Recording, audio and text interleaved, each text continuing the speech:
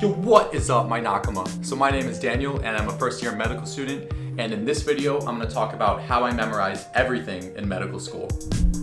So I'm a little over halfway done with my first year of medical school, and personally I feel like school has gotten a bit easier. But I don't think it's like the content or the material that's gotten easier. I think I've just adapted and learned how to study well in medical school. When I started medical school last August, I was probably just like a little Magikarp, and now I think I've evolved into a Gyarados. Well, maybe not that drastic, but you know what I mean. I've learned how to study well, I've adapted my study strategies to the curriculum and to step one, and I'm going to share kind of what I do and how I efficiently memorize everything in medical school, both for my lectures, for the exams, and for the big exam, step one.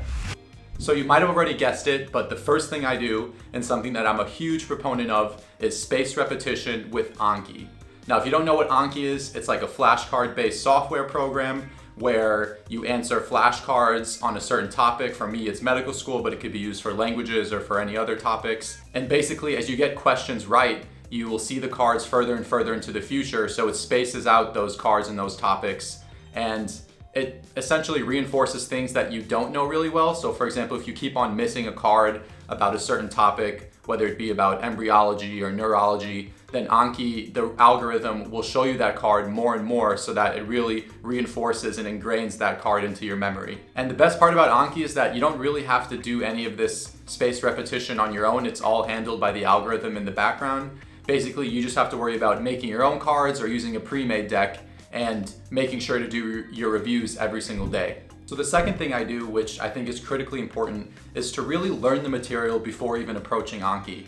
And usually my main method of learning the material is by doing a third-party resource, listening to lecture, and then drawing out diagrams. So diagrams for me have been the best way to really solidify and memorize the material before using spaced repetition with Anki. And diagrams have been super useful when I'm drawing out pathways for like biochem, or when I'm trying to understand the pathogenesis of a certain disease. I will draw out all the steps of the disease or all the steps of the biochemical pathway. And then by knowing that, I'll really know if certain things go wrong in a certain part of the pathway, or if a certain drug is acting at a certain step. I'll know exactly what that step is and what will be the downstream effects of that by actually drawing out the pathways and the diagrams and kind of ingraining that into my mind, so that when a test question comes up, I can just think back to that diagram I drew and try and answer the question based off of that.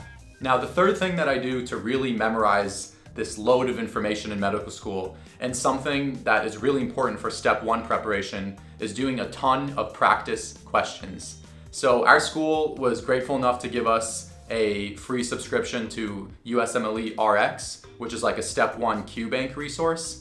And basically, as we've been going through the units, I've been doing questions related to those units.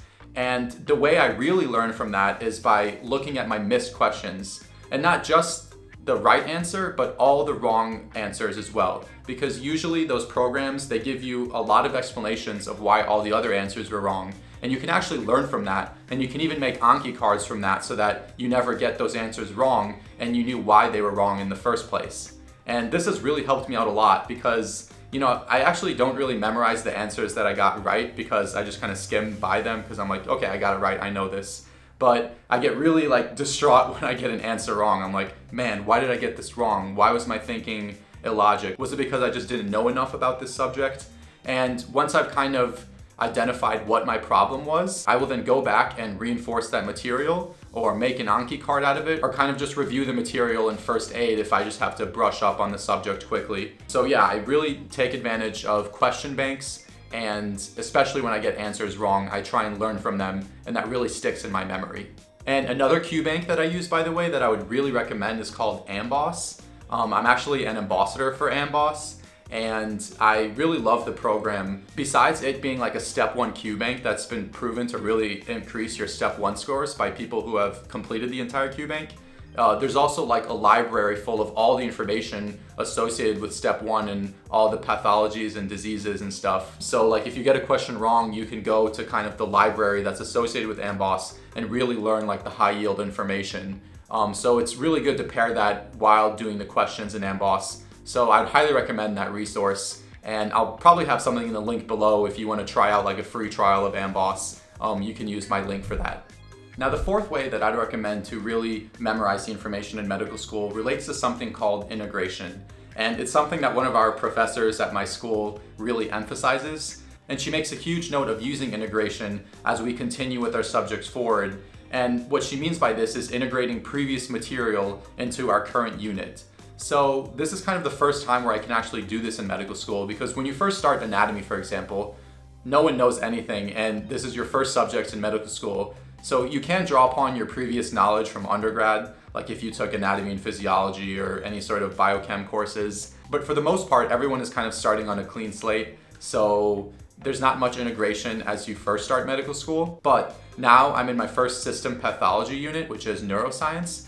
And we've already learned a ton of biochemistry. We've already done head and neck anatomy, and we've done all of like microbiology and viruses. And of course, there's a ton of viruses and bacteria that are associated with the nervous system, like specific diseases that can affect your CNS and PNS. And so by integrating this information that I've already learned, I'm not only reinforcing the material that I've learned before, but I'm learning new material within the context of the old material.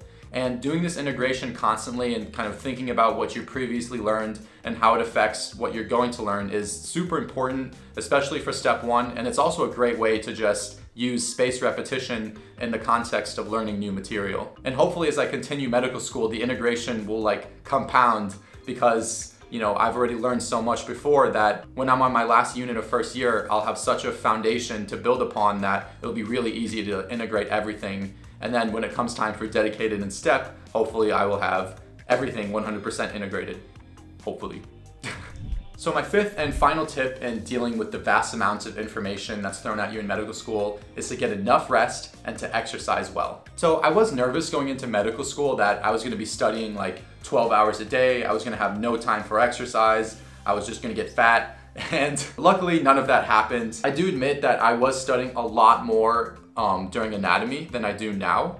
And I think that's just because I've become more efficient with my time and more understanding of what I have to know for each exam, instead of just like trying to cram everything for the exam day in and day out. And for me, exercise and fitness is super important and something that I was not willing to give up going into medical school. And as physicians, I think it is important that we embody what we say to our patients in terms of eating a healthy diet and exercising regularly. Obviously, getting enough sleep and exercising regularly, of course, helps with memory retention, and it's important to reset and not constantly be studying all the time, because otherwise you're not really going to memorize everything. And something that I do actually when I exercise is like when I'm taking a rest in between sets, I'll go over like the biochemical pathways in my head and see if I can like recite those pathways without looking at my notes or without looking at the textbook. And this is just kind of a small way that I see how well I've actually memorized and learned the material. But yeah, I hope you enjoyed this video. These are just kind of 5 quick ways that I've been able to memorize a lot of information in medical school. An analogy that's given to us about learning in medical school is like drinking in a fire hose. But what I've done is I've gotten huge buckets and I fill up those buckets with water from the fire hose, and I don't drink from it. I just sip at it a little bit every day. And by doing that, I've been able to memorize a lot of information and really learn the information. So yeah, I hope you got something little out of this video. And if you have any questions about, how I study in medical school or anything about memorization techniques, feel free to leave a comment below. And as always, Dattebayo.